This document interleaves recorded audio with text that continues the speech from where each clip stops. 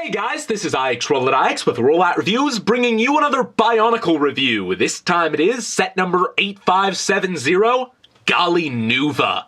This set was released in 2002 and contains 44 pieces. Whether it be because of the added armor or the differently shaped mask, Gali unfortunately is missing that unexplainable femininity that the original figure had. For whatever reason, when I look at the original Gali, I can tell that it's supposed to be female, and I cannot say the same for Gali Nuva. The Toa Nuva continued to have very similar builds. Even Gali has an almost identical build to the majority of her brothers. They have the same legs, the same torso, the same shoulders. She does have the extra parts in her feet like Kopaka, and her arms are different, being the same piece as her leg, which actually works really well, surprisingly. But for the most part, she's the same as all of the rest. She does have blue hands, despite having black connectors all across the rest of the body, and they do hold these really cool looking weapons, these aqua axes. They're very simple, but I really like the design. On the bottom of her hand, she has these little propellers, which can actually spin. I can only assume that they help her swim, and they are a really nice touch. Gali now wears the Great Kanoe Cow Nuva, which allows its user to breathe underwater for longer lengths and at deeper depths. It also allows the user to borrow this power to nearby Toa allies. Once again, this Nuva mask takes a strangely organic turn, and I'm not a big fan of that aesthetic. It doesn't even look a whole lot like the original cow, but I can see there is some inspiration. The vaguely triangular shape in the center there, these intakes being replaced for gills, but obviously it's not translucent and has eye holes instead of a visor, so it's both not as interesting and not very cow-esque in that regard. It's got these fins up top and this strange nose-like feature which kind of makes it look like a cow face. A cow face. I'm sorry. That was bad. When we attach it to Gali, she looks alright, if not a little bit bovine, but you probably shouldn't tell her that to her face. She might get offended.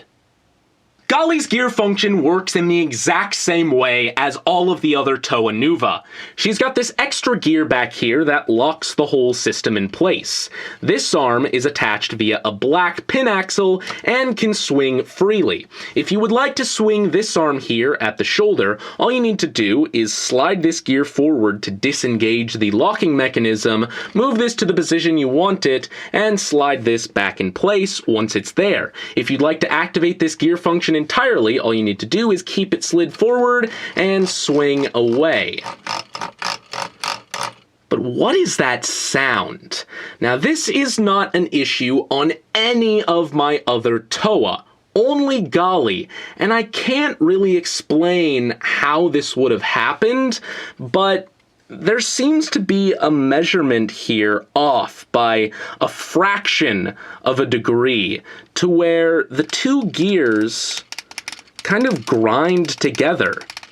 It's not too big of a problem because all you need to do is slide this gear back slightly to allow enough clearance, but it is kind of annoying and strange. Now, you can give Gali a double gear function. All you need to do is pull out this black pin axle here and replace it with this gear and this axle.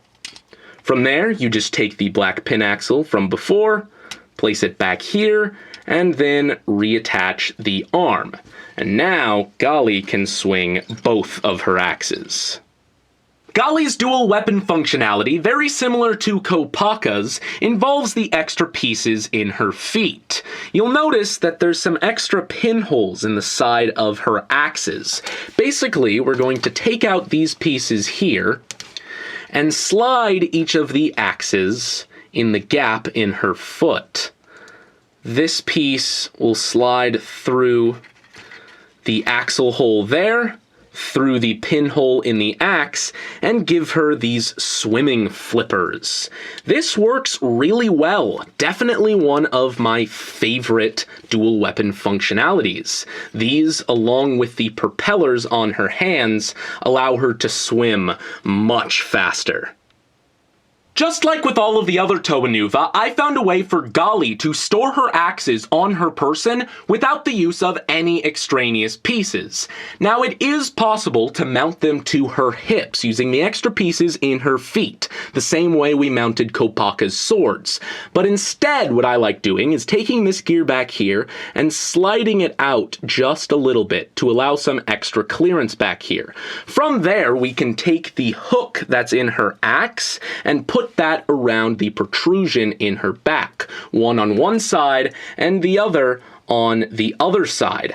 They sit behind her neck, and honestly, I think this looks pretty cool. Unfortunately, it does lock up the gear function a little bit, but if you don't have her axes in her hands, you don't really need it.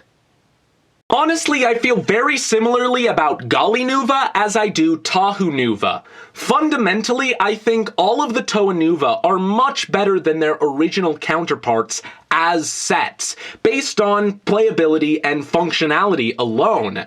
That said, I'm not a big fan of a lot of their design elements, especially the majority of their Kanoe masks, Gali included. However, I really like her weapons. Her axes are awesome, the propellers on her hands are a nice touch, and she has one of the best dual functionalities out of the 6. So that is about it, guys, and this is IX Roll at IX, signing off.